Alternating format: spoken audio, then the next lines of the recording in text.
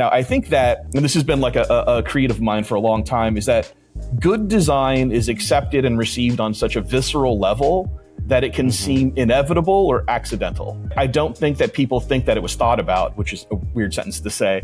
No, but you're absolutely right. all good design, all design solves a problem. Like, that's the difference between art and design, right? Art just is an exploration of an artist's intent, right? Like, they're just doing what they want on there. Design solves a problem. Like, design is serving some kind of purpose, and clearly defining the problem is more than halfway to a good solution. This is the Ink Pulp podcast. Hey, everybody. Welcome to the Ink Pulp podcast. Today we're joined by one of the other ink pulpers, Eric, who loves being called an ink pulper. It's the best part of my day. Eric's super spicy already today. And we're joined by our special guest, Jason Gonzalez, who is the face behind the logo, branding, and marketing of all things Ink Pulp. So welcome, Gonzo. Hey, thanks for having me. So you have a background. You're a comic book artist. You're doing a ton of cover work. Congrats on all that stuff. Oh, thank you. I love the sensibilities you're bringing to comics. Thank you. You're also an what comic books has Gonzo done? cover work. Go ahead, tell us the covers. So a bunch of Teenage Mutant Ninja Turtles, some Godzilla, and then for Marvel, I've done a couple Ghost Riders, Moon Knight, Werewolf by Night, Daredevil. I got to do a Scrooge McDuck cover recently, which was like that's like, talk about nervous when you get an assignment. You know, like that is hallowed ground to be doing anything with Scrooge McDuck. And it's like Aliens, Predator, some Toxic Avenger, just kind of a bit of everything. Honestly, everything but DC, which call me DC. I'm ready. I got you. This is our plea for a DC gig. Although coming on this podcast isn't necessarily helpful to your career. Oh, okay, well, it could hurt you. Didn't realize this was a career suicide note, but okay, I'm fine. Yeah, it is. Listen, I got to draw. You didn't know that? Yeah, I got to draw Spider-Man fairly recently for Hispanic Heritage Month. They're doing team ups with White Tiger, so I got to do a Marvel cover Spider-Man for Marvel, and I'm a dude who has like the word thwip and then a spider web tattooed on my finger. So if I do that, it says thwip. Spider-Man's the reason I draw comic books, and so I set a career goal at 4 years old that I was going to draw Spider-Man for Marvel someday, and I did it. So a goal accomplished. Everything else is now just great. You're good. I'm just having Is what fun. you're saying. Yeah, exactly. Yeah, that was my goal. That's what got me wanting to do it with Spider-Man. I still haven't touched him. Oh, really? You haven't? Oh, man. I was offered a short story when I was working on Deadpool, and I was like, I don't have the time. Like, it really pained me to turn it down. I'm beyond Spider-Man now. I'm working on Deadpool. No, it wasn't that. I was teaching and I was drawing Deadpool. I just didn't have the time. It was not fun. I would have made the time. I was so like Spider-Man was such a huge part of my life from birth until till now that I would have canceled jobs. I would have not slept. I would have. Yeah, but if I canceled a job, I was canceling Deadpool, so I would have lost favor. Like Marvel wouldn't have allowed that. Basically, fair enough. It was all within the company, and I was running a department, teaching. Like I was working 80-hour week. Like I had nowhere else to give. Yeah, no wiggle room. What a bummer, that man. Sucked. But it'll come back to me. Yeah, eventually, right? Not being on this podcast, we're done. You're done. No more Spider-Man in your freaking future. I'll make it happen on my end, like Jim's doing right now. just come up with stuff that'll get you in trouble. Yeah. I'm just kidding, Jim. You're not going to get in trouble.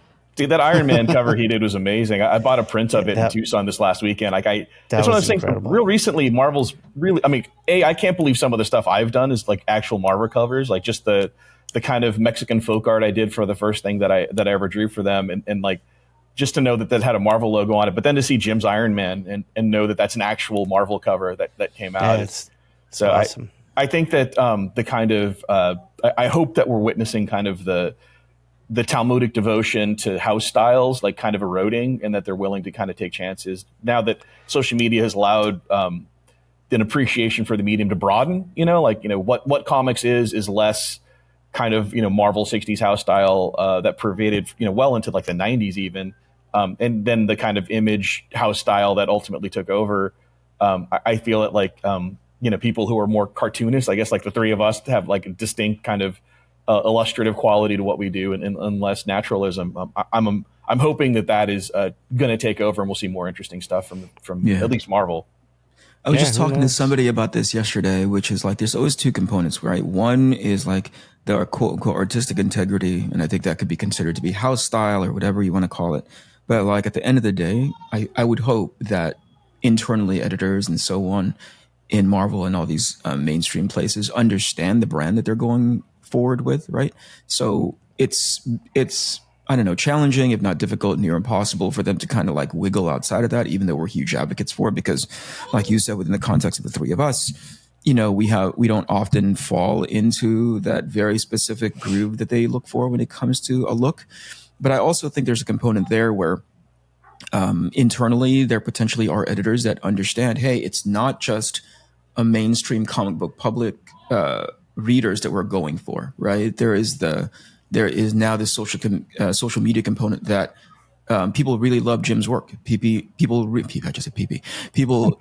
love Gonzo's work, right? So it's like, I think they also know how to capitalize on that, whereas before they were kind of stuck on this dogmatic rail that allows them to just see the very specific perspective. Now it's like, oh, people really love Shawn's work, so let's put him on something that is unexpected, not necessarily within the context easy, of Eric. Nobody loves my work. Easy. I love your work, Shawn. So I'm just kidding. Here's the thing. One, I'm standing up, so I think the circulation is making me a little bit more positive and complimentary, right? and then two, I don't turn on the red lights in the background. The evil isn't happening. as all encompassing. I don't know what it is. I'm trying something new. It feels weird. I gotta be honest with that. I gotta say, it brings your energy down to not have that evil behind you. Like there's like, you get excited when the evil's in you. No, I think the red lights do a lot of the heavy lifting. It's a lot of like subliminal messaging to you guys in the audience to be like, ooh, something's happening here. I'm like, it's just a red light, stupids. I'm just sitting and being comfortable. The energy is the same. I don't think it's just that I'm actively trying to shift from one leg to the other as I'm standing. Yeah, I'm curious to see how this looks in about 40 minutes. Yeah. It's going to be me on Eric's the floor the and just a context blank shot. Of the background and me just sitting down, Right. All right. Sorry about that little derailment. Gonzo, we were talking about your contribution overall to, first of all, the branding of the show and everything that's Ink Pulp related. Can you talk about your background in that? What led you to that? Because it sounds like you started off comics, or am I misconstruing that? Did you go into were you into graphic design first and branding by proxy, or was it comic books and then you found your way into all the branding stuff that you do so well?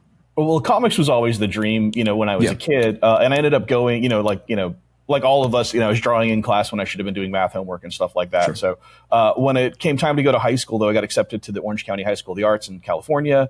For their fine art or visual art program, and took with me my love for comics and my want to I started school in like '88, so kind of the Image guys are just starting to really hit in like Marvel and stuff, and I just really but I had a love for all the kind of late era Bronze Age stuff, and that Marvel house style that I wasn't like really crapping on, but I did love it, but I took with me my love for comics and my desire to be a comic artist, and it was very kind of poo-pooed at the Orange County High School of the Arts at the time, because academics had not yet caught up to comic books as anything other than trash art, this kind of stratification of like kind of garbage art and kind of fine art and stuff.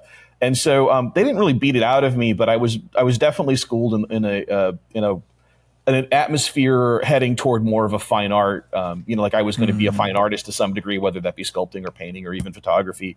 But and then graphic design was not even a consideration when I was at the High School of the Arts. Like, we didn't learn anything that we used to call commercial art there. That was a whole separate, if I wanted to do that, was more vocational. Like that would have been in the classes over with like wood shop and auto shop. Like that's where you learn how to draft or do graphic design.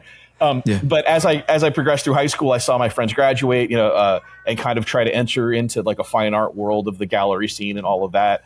and I am just not built for that kind of politicking. Sure. And so, and I also saw, LA is a bad town to be broke in. And so to see my friends be like starving artists in Los Angeles, and then to kind of do a year of that myself, like post graduation, I finally moved from Los Angeles. My parents had moved to Arizona, and I followed like a year later after being a starving artist for a year. And I decided I didn't want to do that anymore. And so I went, and that's when I got my degree in graphic design, because I had a graphic design school out of there. The course was only 18 months or something like that. It was not a huge exposure. I could test out of math and English and those sorts of things, so I wouldn't have to, as long as I showed proficiency, I didn't have to take those classes. So I whittled my school time down to like 18 months to get me back to Los Angeles. And so did that, did school, kind of stretched that course out to, a little more than 2 years because of a lot of life situation. And then got my degree the same month that I was offered a tattoo apprenticeship. And so I did freelance graphic design to pay my bills when I was apprenticing as a tattoo, because you don't make any money when you're apprenticing. And then I tattooed for a while and continued to do shop flyers and stuff like that, a little bit of branding here and there. And then ultimately had a child and needed a real job with benefits. And so I dusted off the portfolio, got a job at one of the bigger ad agencies in Phoenix. And not to I would have done anything in graphic design. I would have worked at a sign shop. At that time, I had a skill set, but I ended up at an agency, and in an agency life, I kind of, over the next, 25 years, I just worked my way from production artist to, junior art director to senior art director, Cool. associate creative director. Ultimately, I had Don Draper's job. I was a creative director at an agency. We won under my creative directorship, we won a bunch of big accounts like, the Mayo Clinic, Phoenix Coyotes. These were all won via RFP. So we were literally competing against agencies and stuff. And just over that time, I had kind of a knack for branding. A lot of the companies, or a lot of the places I worked would offer branding services as part of their, their package. And I just had a knack for it, and then some really good tutelage. Couple of senior people here in Phoenix that really took me under their wing, saw kind of my raw talent and helped me focus it into a little more thinking, because I was all about designing my way out of problems instead of thinking my way out of design problems. Oh, interesting. Which is something you can, because we all learn a bunch of tricks, right? It's the same with comics, right? Like with storytelling, we all have a bunch of a bag of tricks we can lean on if the ideas aren't flowing, right? Like we can just be like, okay, I'm going to make this like a reverse silhouette panel. I'll just focus on the back, we all just do bullshit, right? I guess we can swear on this show, right? Is that no? Correct? Fuck yeah. Okay, there we go. All right, yeah, we can all bullshit our way through problems, and I was kind of doing that a lot of ways where I would just do fancy, design tricks that would impress muggles and really not solve a problem. Muggles? Yeah. Are those non-designers? Yeah, exactly. That's the rest of the world. That's everyone else who just likes, and this is something we'll probably get to this at some point, but I'll say now, I think that, and this has been like a creed of mine for a long time, is that good design is accepted and received on such a visceral level that it can seem inevitable or accidental. I don't think that people think that it was thought about, which is a weird sentence to say. But you're absolutely right. So I don't know that I really did anything than intuit what needed to be done in a way that I couldn't fully cognate. And so I had some mentors who helped me, dismantle that process a bit and kind of, create a process more than just blindly, designing my way in circles until eventually I would get near the target enough to nudge it over to something that would work. Because all good design, all design solves a problem. Like that's the difference between art and design, right?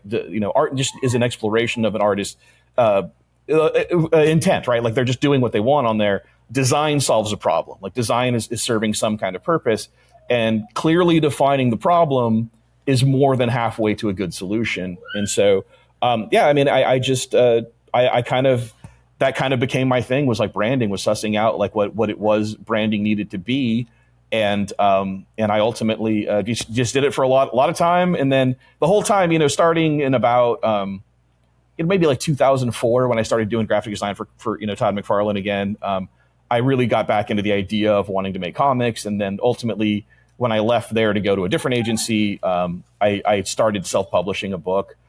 just because I could. At that point, I learned enough of the other skill sets of like, lettering and industry standard, like of how to put a book together. And I already knew how to draw them. So that's when I started doing my own stuff. And then did that for a decade before, the Turtles took notice. And then from the Turtles to Marvel to everyone else, started doing.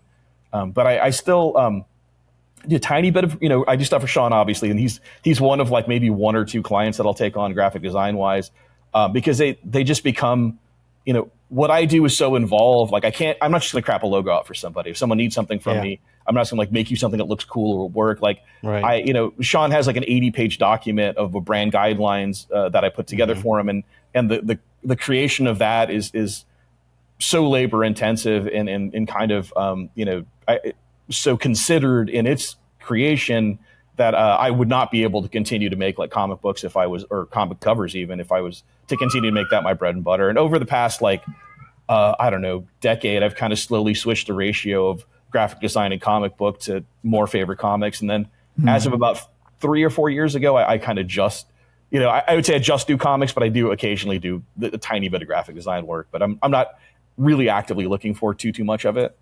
Yeah.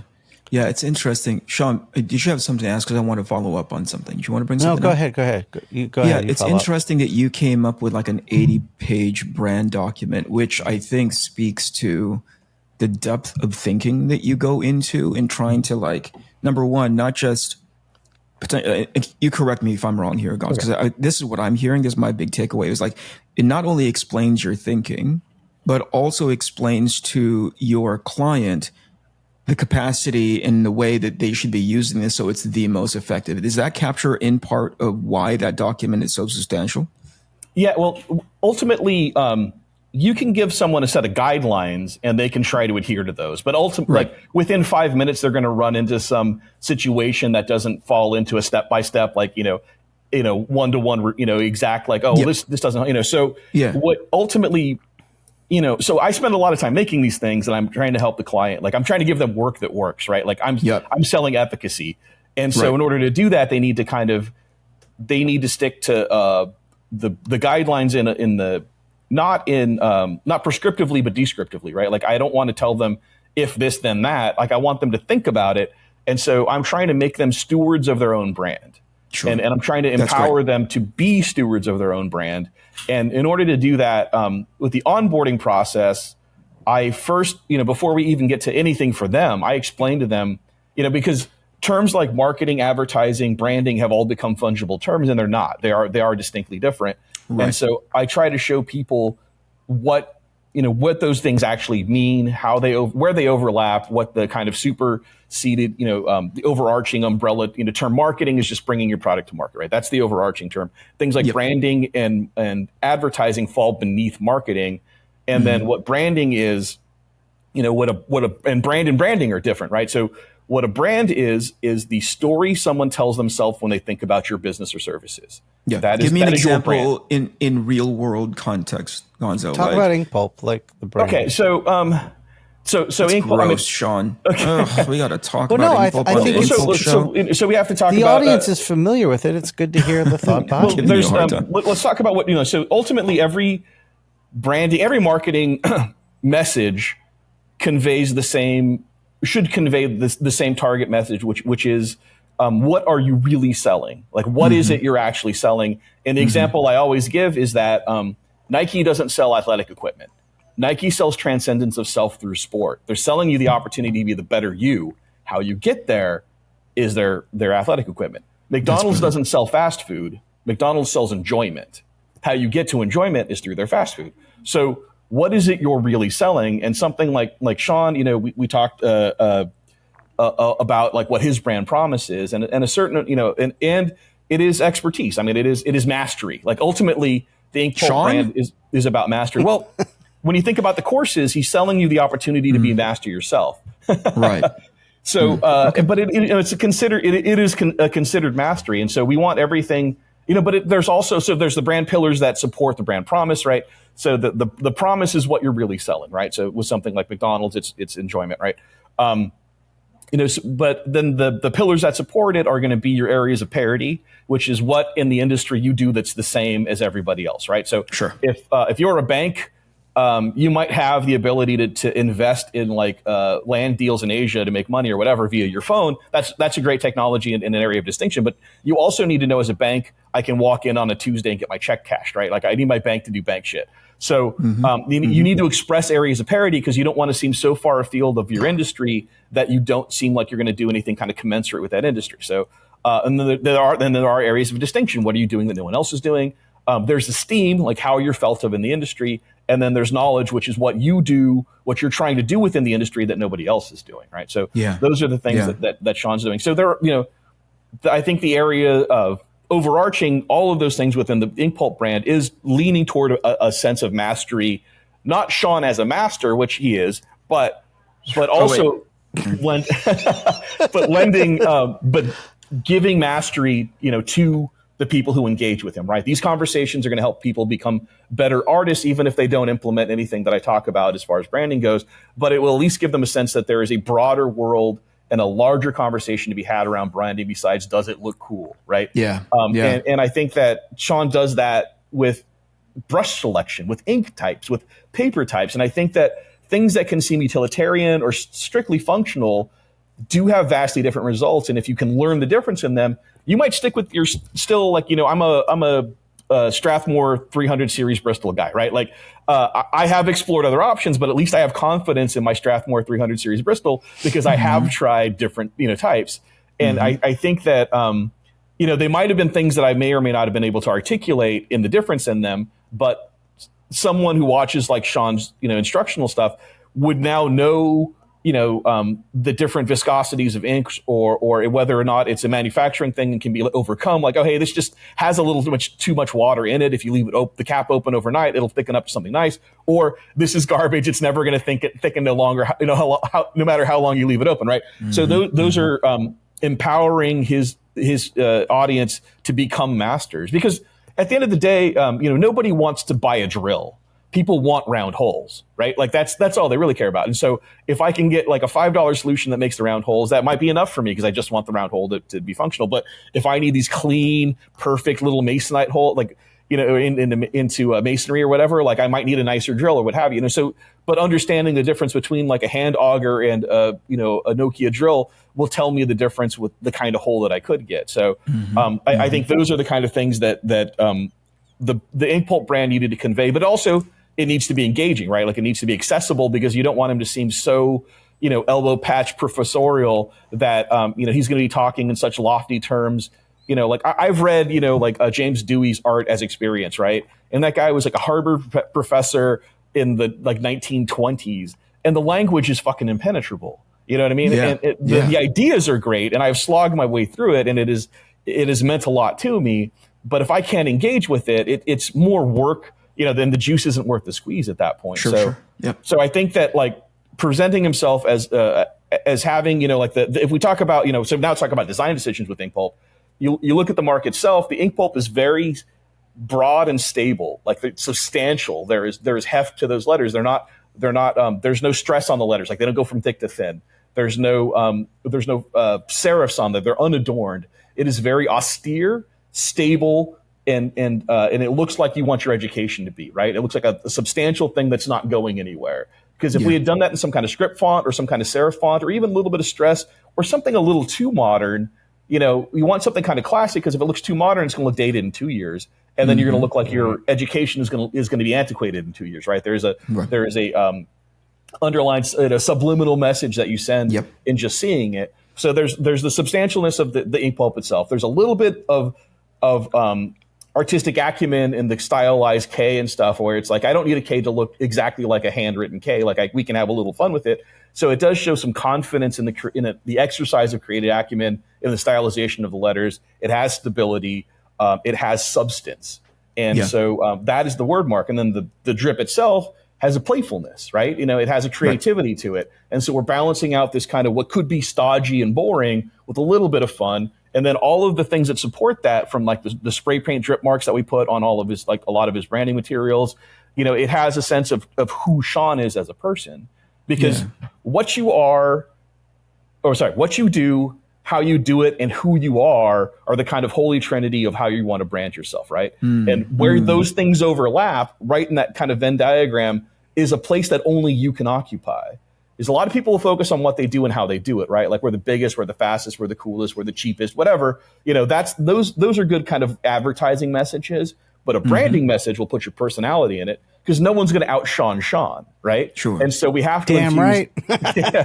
So we have to infuse a certain amount of brand personality into it, a la, or via the drip or the drop that's in there, right? But also, and then the construction of that, we want to make it simple enough where we can silk screen on a t-shirt. We can put it over artwork, right? So Shawn's going to be drawing a bunch of pictures. That mark is going to, so now we're talking about usage, considerations. That mark is going to need to live over artwork. And Shawn's artwork can be fairly complex, right? There's a lot of color, there's a lot of line, there's a lot of energy to it. I can't make a mark that is so illustrative in and of itself. It's going to clash with the artwork that it's going to live on, right? He also needs to look a little bit like a bit of an empty vessel, right? Because we don't want it. We want it to be able to live kind of on anything, and not kind of compete with it. And so, and then we also need to make versions that some of his work is going to have light backgrounds and some of his work is going to have dark backgrounds. And if I just took the drip and I reversed it, it's an ink drop. So it needs to be it needs to be the darkest thing on the page or amongst the darkest things on the page. So I need to create a version in which can live on a dark background, because if I just reverse it, now his eyes are white, now his eyes are dark, and the whites of his eyes are dark. The drip itself is white, and now it looks like white ink, and that really doesn't carry the kind of same indelibility that we want to convey with a name like Ink Pulp or with the ink drop in and of itself. And something like the indelibility of ink versus like graphite or some other kind of more transient sort of art material. Like ink is permanent, and so we want the kind of the mastery that we're kind of trying to convey to clients to seem indelible. It's going to be there forever. You're going to learn these things. They're going to be foundational and they're never going to go away. You're not going to be like, oh, was that thing Shawn taught me a year ago? Like, no, it's going to be, you're going to ingest that and internalize that in a way that cannot be, forsaken later on. So those are all considerations that had to kind of go into the Ink Pulp stuff. And those are all things that, literally there's like a 60 questionnaire I gave you in the beginning, like that we went over. And so I literally just have my client tell me about like what the, that's the other thing too, is I could build a brand anyway. I could make Shawn look like the Mac store of cartoon instruction. I could make him look like the Abercrombie and Fitch of art, instruction. I could make him look like anthropology, right? Like, so, but you got to be careful because Shawn is who Shawn is, right? So if I advertise him as the Mac store and then you walk in and he's an anthropology, like that's a bait and switch. Like you're going to feel cheated and you're going to feel unsure about everything, right? So, people trying to emulate stuff that has worked, they'll emulate the style of success, and everyone tries to be the Mac store or Starbucks.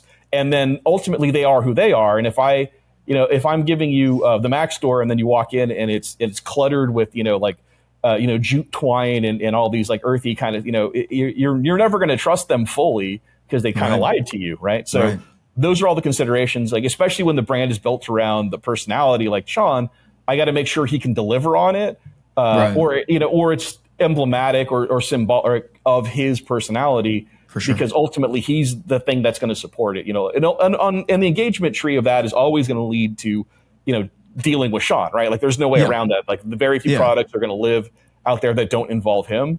So I need to make sure that can be supported. And these are all the kind of things I break down when I hand them the document. It's like, the tone and tenor of the way that you speak to people should be commensurate with your personality, right? Like I don't want you talking, in kind of, florid tones if you're more of a, like straight talker. So, and then even the photography that he uses, right? Like they should convey, the photography, the imagery that we use when we're taking photos of like artwork or him drawing or whatever, they should have that kind of candid street photography sort of feel, because that's the kind of guy that Shawn is, as opposed to like very, like calculated portraiture in kind of a clean clinical way. Because I think we talked a little bit about this in the book with the imagery. Yeah, I was just going to say, we were talking about for all of you who got the book. Yeah, the first, I don't know, first handful of pages, this was all because of Gonzo. He was like, we need to see your hands with the tools. We need to see the like intimate shots of the tools. And we need to write and talk about these things, because that's the brand and that's the book. Because it's not just an art book, it's an inside look at the process of making art. And so we covered everything. So all those photos were Gonzo's idea. And then taking them, we needed them to, like we talked about, like, because there was the Tomine book that we looked at that had the kind of Wes Anderson, like neatly arranged, straight down kind of shots of things that kind of, the sort of twee arrangement of things that we could never do for Shawn. Like, that's just not him, right? If we have this kind of like Wes Anderson art directed, like neatly arranged, like tools all set, and like, that's, he's not that, so we would never put that in there. But I had used those, I think, as examples of what Tomine was doing, but we're not going to execute like this. It has to have your flair to it, but we should show, X, Y, and Z. So it's important, like when you look at things that are successful, that you look at the substance of what they're doing and not the style. And I think all too often people just see that, like, oh, they're using a lot of white, or they're using big drop caps, or large display text or condensed fonts or whatever. And those are, how trends happen and how you can really make yourself look dated.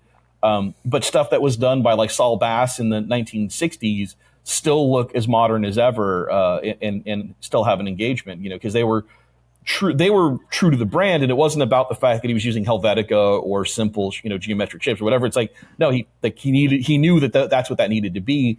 And those kind of guys would vary what they did based on the client and not just what was happening, in the time. So those are all of the small fraction of the considerations I take in when putting a brand together. We are 30 minutes into our conversation, and that is the most like informative, densely packed. I think there's so many questions as you were talking, and I was like, I should follow up on that. I should follow up on that. But it's like you basically speed run the document, the whatever you want to call it, right? The packet that you gave to Shawn. And I thought, like, it reminded me of this conversation that I had, because to me, at its core, at least one of the things that I had picked up on was that your design, at least from an experience perspective, from a mental subliminal snapshot perspective, it's deliberate, right? You are actually thinking. I remember having a film conversation with somebody about how, I can't remember which director we were talking about, but there was like a deliberateness on how shots are made. You know what I mean? Like, there is an emotional narrative that we want to take you on, and these shots elicit that emotional narrative oftentimes, more often than not. And especially once you start chaining them, it starts to become this sort of locomotive of building a subliminal and then eventually a top level of storytelling. And when you're talking to somebody who are like-minded, who are sort of like receiving the broadcast signal, all of that starts to make sense, right? You go like, oh, that makes sense. You were talking about serifs and non-serifs. You're talking about like the weight of, putting stress on the letters and so on. And when we were talking about films, shot selection in film, and how the subliminal brings out the narrative so much better, I think it was something like, we started off with Citizen Kane and how Orson Welles was very specific about that, and then Ridley Scott and so on and so forth. Even, like Dave Fincher, what he decides to show in silhouette, what he decides to show in composition, how he shows things in foreground, middle ground, background. I think they were a little bit too young, or it just wasn't in their field of interest, because they were like, I don't get any of that. And I thought to myself, like, you don't get any of it because you haven't turned on the radio to like pick up to receive that, but you are getting it when you're experiencing it. Like, whether you like it or not, if you watch those movies, that director is designing that shot specifically so he can elicit an emotion out of you. And if for nothing else, help support the script as far as like what the momentum is, what the trajectory is so far at that part of the movie, right? And it sounds like it's something similar to you, where people will, like, I've seen a lot of, especially in the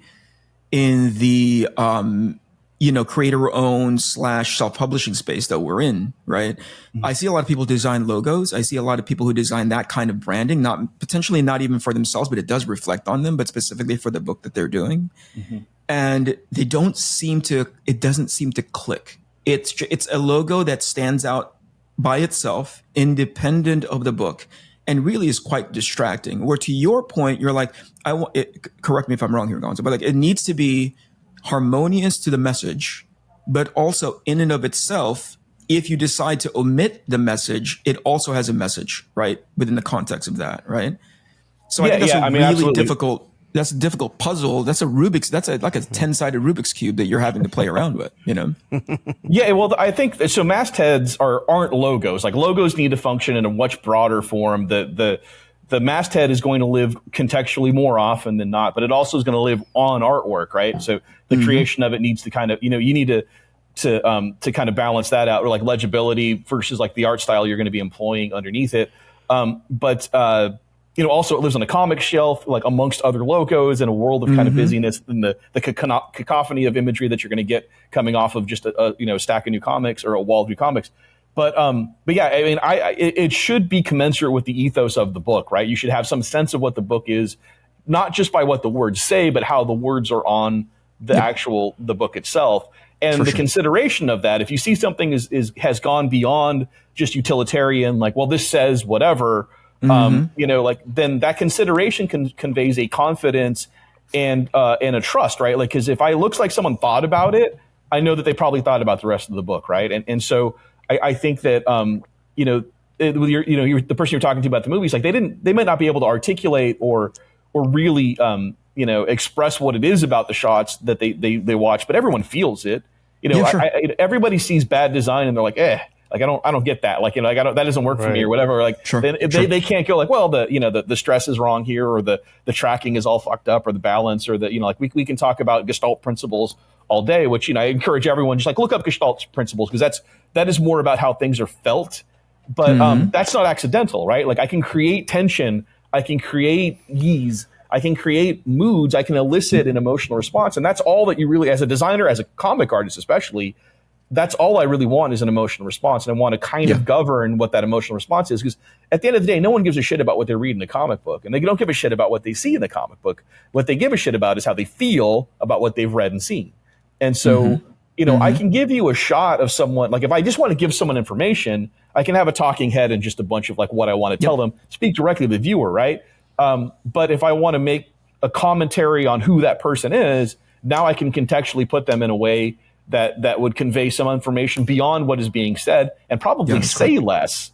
It's like the old, like the Lubitsch touch, right? Like those little things that can happen in a movie. And I encourage everyone to look up Ernst Lubitsch and the Lubitsch touch, right? Like, and the kind of the great story that goes with him is that, and I don't know if this is true or if it ever made it into a movie, it may be apocryphal, but Lubitsch was asked to help punch up this movie, and they were talking about the scene where this couple was fighting, and they had like pages and pages of this argument they were having to show the unease of this couple, right? The point in their relationship that they're at, like how it is, like that how their unhappiness is manifest in the relationship.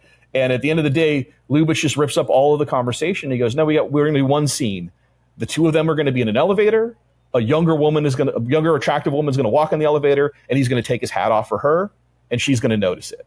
And that's all you need to say, right? Like that little gesture just supersedes any 10-page conversation about like how unhappy she is in the marriage and stuff. So those little things that you can put into how you design something to just get enough feeling of them. So and with a masthead too, you can work in concert with or in harmony with the ethos of the book, whether it be horror, sci-fi, action, what have you. You can have if it's a horror book, you can have jagged letters or drippy letters or what have you. If it's a sci-fi book, you can get super techy and clean, have some circuitry, whatever.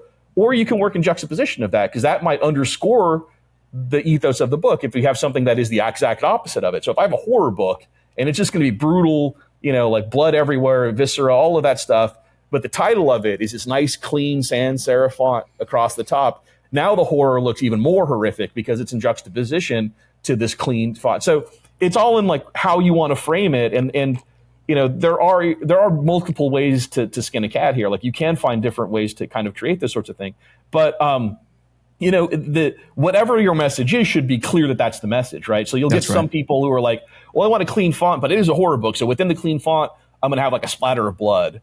And like, well, now you're undermining your juxtaposition, right? Like, you can tell, you can sense uncertainty, you can sense lack of clarity, right? You should be clear, concise, and confident in everything that you do. And I think that confidence to say this is what it's going to be, and being kind of sure in that and leaning on that is something that a reader ultimately senses and will then give themselves over to the narrative, right? Because it was like John Updike has this great saying where he's like, all art has a need to confess its artifice. Like it's letting you know that it's made up. And so you're showing people a curated reality when you make a comic book, regardless of, what, unless you're doing like photojournalism, like it's going to be, and even that, like the frame is and even that, right. Yeah. Mm-hmm. So, but anyway, you've created a curated reality, And I think the more that you let them know that, like, I have considered every aspect of this reality, will allow them to just go with the narrative instead of constantly comparing it to kind of fidelity to reality as a whole, right? Like, well, that apple doesn't look like an apple, that shoe doesn't look like a shoe, but it's like, well, no, I'm just giving you the ideas of things. And the more that I confidently do that intentionally and let you know, like, no, I am going to exaggerate this, I'm going to diminish that, whatever it is, the more that the viewers trust you and can just go with the story and accept it on its own terms. And I think that starts with the masthead, right? Like, that to me, the logo on the front of the cover of you saying this is what the story is about. And there's another good question too, is like, I always ask, when people are talking about mastheads or logo designs for their books and stuff, I'm like, well, what is your story about? And I can't tell you how many times people start giving me the plot. They start telling me what happens in the book. I'm like, that's not what your story is. Like, that's the plot of your book. That's a different question. What is your story about? Like, what is the brand promise of that? And I think that that's something that people may or may not have considered. I think good writers and good creators have considered, like, what themes they're exploring ultimately within their book. And that's what their book is about. And other people just want to, give you and then, like a bunch of cool stuff happens. And, there's a validity to that. I like dumb fun comics like that too, but most of those are done with so stylized. Like, you look at things that, like, Alexis Zierdt is doing, or Andrew McLean, who does, Headlopper. Like, that is a lot of, like, this, that, and the other thing. Like, this happens, but the style is so that those are more style. I mean, they're not more style exercises, but those are such stylistic exercises that to have a complex, plot that explores, the themes of humanity would kind of be too much for someone to take in. So, it's that, like, you can have a complex world and a simple story, or a simple story, you know what I mean? Like, you can't have complex story, simple, and complex world. Like, it's going to be too much. But I think that most people need to figure out, what it is, what are we talking about here? Like, what's this? And even look back at, like, old comics. Like, okay, so, like, take something like The Dark Knight, right? Like, what is The Dark Knight really about? It's about vitality. Ultimately, at the end of the day, it's like, who are you when you're past your prime? Like, who, what is it the world wants from you? And can you continue to provide that as you get older? And so, Miller's only 30 something when he makes that, but he is, he's no longer the young gun anymore, right? Like, now he's like, well, what does the rest of my life look like? Now, like, the Miller was given the opportunity to do The Dark Knight at a time when he finally could just do whatever the hell he wanted. And so, I think when guys like us have been scrappy for so long, trying to make it an industry, when someone's finally like, do whatever you want, you have to be like, well, what is it I want? Like, what can I do if I can do anything? And I think that was a question that Miller explored within The Dark Knight. It's like, well, now that I've fought all my battles and I've gotten here, like, what is the next 20 years of my life look like? How do I remain vital? And he explores the ideas of vitality within The Dark Knight. And so all of the kind of design decisions around how The Dark Knight, happens, support that kind of notion. And I think that from the 32 panel opening spread of that book, that shows you, like, but this is a multifaceted thing. This is there's a lot of angles on this. There's a lot to be, like, he kind of expresses on an emotional level that this isn't going to be just glory days Batman, socking the bad guys in the face. He's like, no, this is going to be complicated, because look how complicated this opening spread is. Look how stripped down this is. Look how sparse my barrel. This is going to be kind of the stripped down, sparse investigation of vitality through the lens of what used to be kind of white male power fantasy. Like, what does it look like when that power fantasy succeeds? So, look at old books, look at what they are and what they're about, more than what happens in those books. And then you can kind of use that to examine your own work that you create. And then, how do I convey that emotion with how I create a mark for the book that is either in juxtaposition to the ethos of the book, or in support and in concert with it. So those are all the considerations that go through my head when they're happening. And it's not quite as robust a conversation, because I've been doing it so long. But man, make cluster diagrams if you need to. Like, just write down things and see where the commonalities are. Okay, that's awesome, man. That is a lot of dense information. My second question before I drop that film one was, like, you gave Shawn the tools that he should allow him to succeed. Oh, no. Well, how do you feel about the fact that he disregarded all of it and just said, I'm going to shoot Polaroids? You know what I mean? Like, I'm going to shoot. Well, if we're being 100% honest, the first thing I saw of his, when he got his book out, the one that I designed, and then Matteo's book, inside front cover, he uses the wrong logo. But on which book? On the inside front cover of Matteo's book. Oh, that was Matteo. I didn't design that. So Matteo used the wrong cover. But that's the kind of thing, like, I have been driving down the street and seen logos I designed on billboards where they use the wrong version of it. I think it's a lot like being a parent, right? All I can do is arm my children with good decision-making skills, teach them how to think and not what to think, and then know that they're going to make mistakes. You know? Like, that's just kind of like, you just accept that. What you've done is install the food grinder, deliberately made a clear way to how to turn it on and off. It's not your responsibility if your child sticks his hand in it and like grinds up his own arm. And in both Matteo's, first of all, like, are you surprised that these dum-dums messed up this very obvious and like you literally walk them there? Hold on, like, the bus stop is Matteo right here there, right? You're just going to take them to the bus stop. All they need to do is get on the bus. But instead, between both these guys, between like Larry and Mo, right? Curly potentially, they're all three stooges.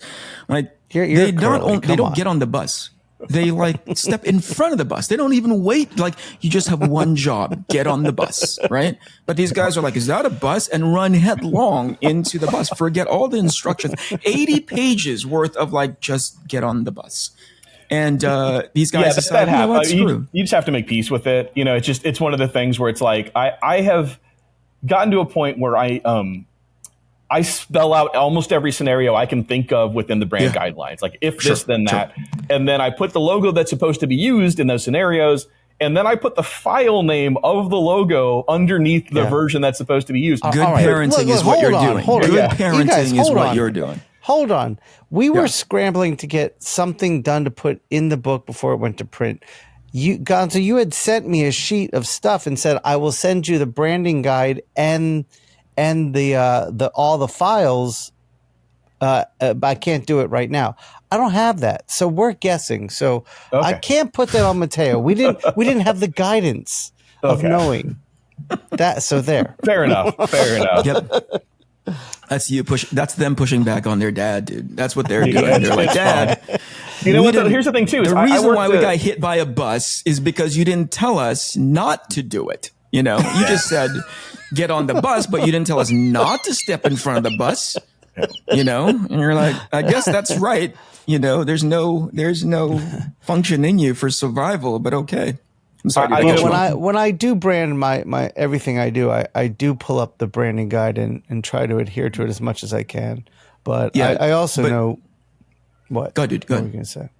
I was going to say, just jokes aside, it is, I think, rewind to up until the 30-minute mark where Gonzo is just giving you the sort of like the most condensed version of how you should be thinking about essentially how you brand yourself to the general public and how much thought goes into it. Now, mind you said something super early, which is some part of it becomes accidental. But even within the context it can seem accidental. It's not. It's not. But I think because Muggles don't understand all the thinking that goes into it and the kind of psychological implications of shapes, colors, line, all of that. Like they're not well versed in that. So when they see something good or bad, it seems like, oh, those people fell into that. It was accidental on their part. Right. They don't understand that it was someone like me spending countless hours crafting it and massaging. You know, one pixel at a time sometimes. So I think to Muggles it seems accidental. And then before I knew what I was doing, it would be accidental. But you know, after 30 years of doing this, it is everything is intentional. There's very few things that just happen when I'm creating a brand for someone. At least from your perspective, right? There's plenty of people who go out there and just like weed whacker, just hack at everything until they find something that kind of works for them. Yeah, I know. Yeah, I mean, even a broken clock is right twice a day, right? Like that, you know. So occasionally they'll find their way into something. But I mean, I was working for Todd McFarlane, and when I got there, there was this habit of reversing out the logo with adding like an extra circle oval behind the Spawn logo, right? Because his eyes should always be white, right? And so it was like they made a reverse version, so they just kind of put like a white patch that it lived on so they could live on dark. You know, so now it's got two strokes around it.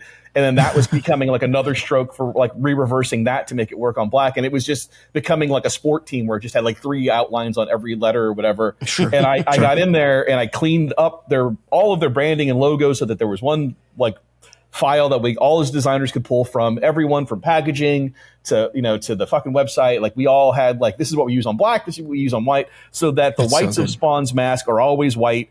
and they don't just get reversed out when it gets on a dark color or versus a light color. And then years after I was gone, I saw some packaging where it's like Spawn's mask is black. They reversed out the wrong logo. And I contacted the person I knew over there who still had any kind of input. I'm like, hey man, you guys know that you guys are using the wrong logo on this. And like, we do that sometimes. And that was their answer. I'm like, well, that's not really like, no, man. Like I spent years fixing that. And they're like, oh, nah, because sometimes muggles just don't give a shit. They don't understand that it makes a difference. Right. So, and at that point you can't make that person, you can't make someone care about something. That's right. So and it would be better if they use the right one. It would feel better. People buying it would have a better experience. Overall, it would help the brand, but could be better is always a hard sell, right? When someone's doing okay, and you're like, well, if we just buttoned up X, Y, and Z, they're like, you know what I mean? So Todd's still a millionaire. I don't think he gives a shit. You know what I mean? Like he's not. To be fair, that speaks a lot towards like an inherent culture, an in-house culture that's either present or missing, right? Or absent. Oh, absolutely. Right? Like sometimes it speaks toward like that level of specificity, being an AD for video games at one point, when the stuff that I quote unquote care about is almost like the umbrella, right? It's broad as possible, but I extend that trust and courtesy to somebody who's working on a particular piece to have that level of detail. And most importantly, when I miss it and or I make a note that contradicts it, to hold me accountable to the things that they care about the most. Not to say that, to be fair, I should care about those things, right? But sometimes there's just so many plates that are spinning that I'll go, hey, change this. And you're in the example that you're talking about, change that logo to go from black to white and blah, blah, blah, but it looks off, right? There's somebody in the process because culturally it's instilled in them. You care about the thing that you care about because that's the reason why you're here. If suddenly everything is lax and suddenly there's not that many, there's nobody holding on to the reins of like what it means to hold a quality bar that we all should adhere to. That's when things kind of start slipping through the cracks, right? And eventually it becomes really corrosive and there's no, like that quality bar starts to become, even softer and softer. And then you go like, oh, I don't even understand what we're trying to communicate anymore. We are now hinging a lot of our the promise that you're talking about, not necessarily in the current version or iteration of it, right? But from stuff that we earned in the past. Somebody else had to earn that promise for us. And now we're just kind of moving forward. And I think that's when you start having brands that erode on that promise because they don't really hold on to the tenets that got them there in the first place, right? Oh, absolutely. Couldn't agree more. I mean, that kind of, in my head, everything matters or nothing matters, right? Like it's either all important or none of it is, right?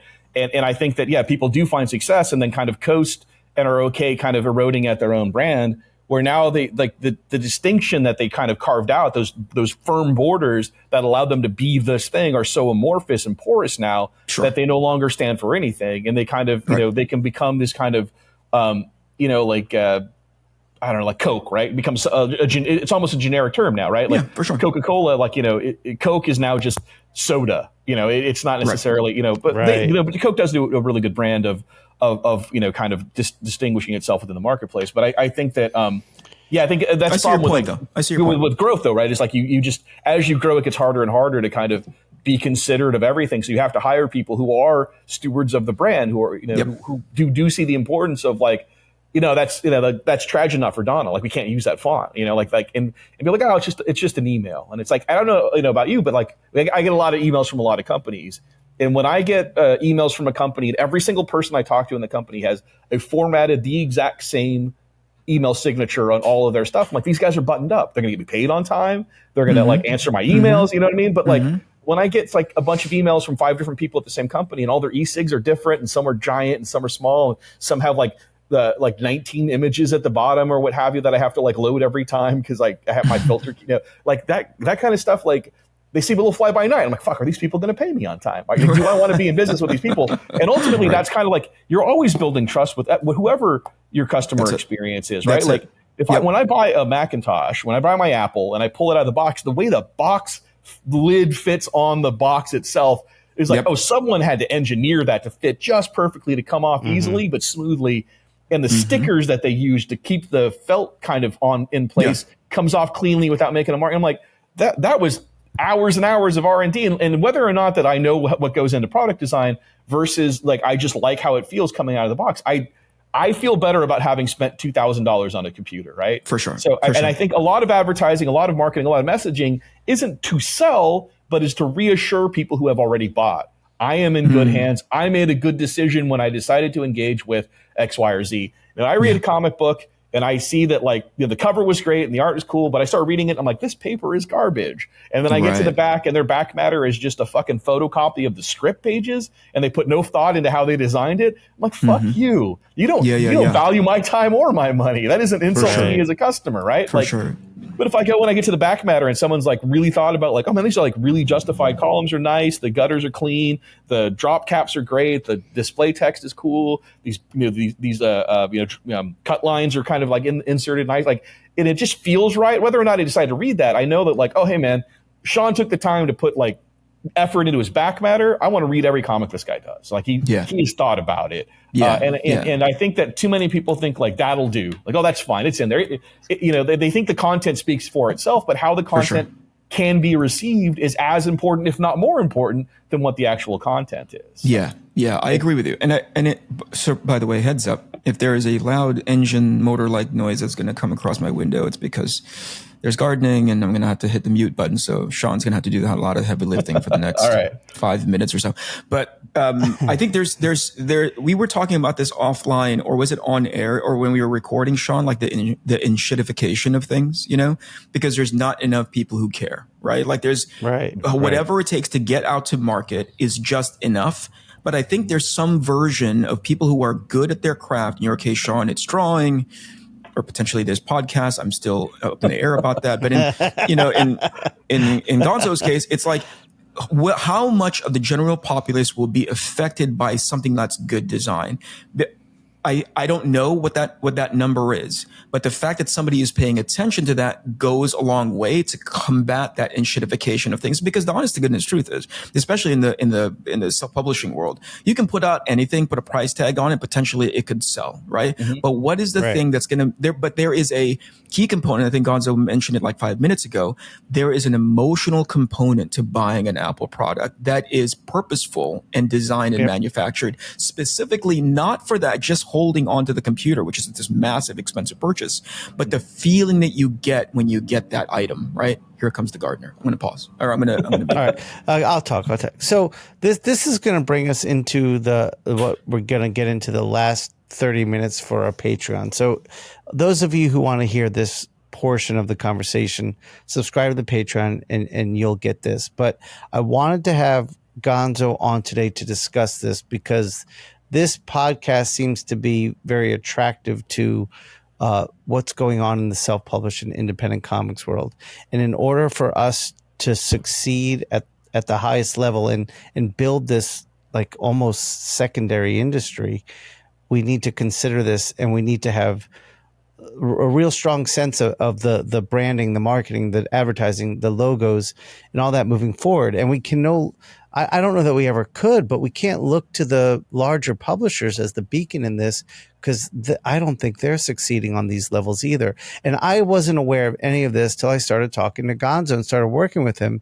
And everything I do that Gonzo designs, he sends me stuff to look at and choose from.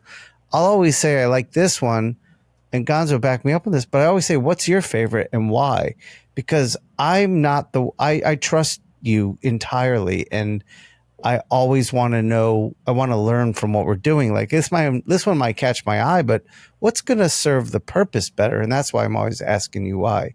And I want to say here, what we'll talk about a little bit, I know you can't talk about it much on the Patreon episode, is you are putting together a book for comic book artists about everything you've discussed.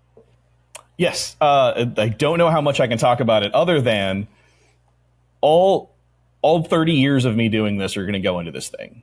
I don't, I'm trying to couch this or be as coy about this as possible. And it's not going to be prescriptive. It's not going to be a step-by-step, do this, then this, and this. It's going to unpack the thinking on why I do the things. I've been saying it's a why to more than it's a how to, right? It's descriptive, not prescriptive. Yep. And if you've seen anything I've taught or any of my reels that are educational, I always say what's lacking in this sphere is the why. Mm-hmm. Like how to, like there are Eric knows what I'm about to say. There are some people out there teaching comic stuff, and I'm watching these reels and they're just utter nonsense. And nothing is explained. They're showing you step by step how they're doing it, but none of it gives you the why. And I feel like as an artist, the most important thing is to understand the why, because then you can apply it to your own process. How to just shows you how to do what someone else did. Yeah, then all you can do is that one thing, right? Like you can follow the steps and make that one thing, and you don't have any understanding of like why that line went there, like why, even when you're doing like a Loomis head, right? Like what is it you're describing when you put this line or that line? It's like, well, when I do this now, I've dissected a plane on the side of the head, and so no matter what angle it's at, like that's always going to be slightly different lighting than the front of the face, yada yada. Like you can, these are the eye sockets they're going to sit in, and so the shadows coming from here, or lights coming from there. Like, I see people bust through Loomis heads, like oh, just do the oval and this, and then the line, and here's the ears, and it's just a formula. Yeah, exactly. It's like, well, what are you describing? What is it? What is it? This is representational of, and those are the kind of things that. When I was working in advertising, as I got up to that kind of creative directorship that I had, I found that kids came in knowing how to do more than ever. And I got to say, especially with design and even with comic books, like the technology and the complexities of the production of these things is only growing exponentially. And so schools are tasked with giving people kind of viable diplomas, right? Like a viable skill set. And so teaching them just how to operate an application like Photoshop, or like those are things that are all like tremendous amount of time to learn. The more complicated those things are starting to get. And even with advertising, it's like how to use like a page layout program, and how to use like just the physical, like how do I get pages in here, paginate them, get them so they'll print out as a thing. Like, and those are things that I will cover, right? Like I'm amazed at how many people get comic degrees that can only make art pages. Like they don't know, like to get from that to like a physical book is like fully just a trust model with whatever online vendor that they find. And they're not making decisions about like how things lie within those, or they might have to do some small amount of compensation when you go from something like, well, here are all my issues, and then I'm going to go to trade paperback. I'm like, well, now you're losing an extra 1/4 inch in the gutter because it's perfect bound as opposed to center stitch. And those are terms that people aren't even learning, right? So there's a huge amount of knowledge that they just are trusting you're going to learn on the fly. Like, hey, lots of luck, you know how to make the book, but because it took them 4 years to get to, or 3 years to get to just to, how to set gutters up or what have you, Totally. And so I found that even when in graphic design, especially these people were coming in, they knew how to do all of this. Like, they could kind of instinctively code, they could, design and code, they could do all of this stuff. But it's like, we'd get into discovery meetings with a new client or a new project, and they're already jumping to fonts and colors and imagery. And I'm like, we haven't even defined the problem here. Like you guys need a methodology more than you need a skill set. And so I've always been trying to like get into like the whys of why these things happen. And when I learned graphic design, it was still such a physical process. We were waxing down PMTs onto mechanical artboards and putting amberlith overlays and cutting film and, using a stat camera for, and so because it was so labor intensive and supply intensive, you had to get it right before you made the thing, right? Like you just had the planning. It was front loaded with all of this synthesis up front that then became execution, because execution was such a physical, like we're carving marble here, right? Like there's no going back, right? And so as the digital took over and things got more, I can give you comps that are ready to go like day of, right? Like you pick one, it goes to print. Like that's not how it used to be when I first started in advertising. I gave like tissue overlays and sketches, and they're like, oh, this one, and then they trusted me to do my job, and then I crafted it into something that could be a final product, because that step from approval to finished product or printable product was so labor intensive. There was no time to fuck with it in there, right? Because we were ordering type from type houses to you couldn't take a word out, because I'm getting that on a sheet of photomechanical transfer that has to get waxed onto a mechanical artboard. So if if you suddenly had a different thought about verbiage, you're putting us 5 days behind. You know what I mean? And they just can't do that. So that the why got undervalued because of the how made it easy to kind of change on the fly. And I think that in a measure twice, cut once kind of mentality, like the ability to undo cuts cleanly now means that nobody's measuring anything. And I'm trying to like, hey, let's get back to thinking about the measuring. Let's start it sounds like you're trying to keep craft alive. Exactly. Absolutely. That is so gross. That is why that slogan exists. Okay, so we're gonna close this portion of the podcast and go to the Patreon. And I want to talk about book design on there as well, because we didn't really tap into that.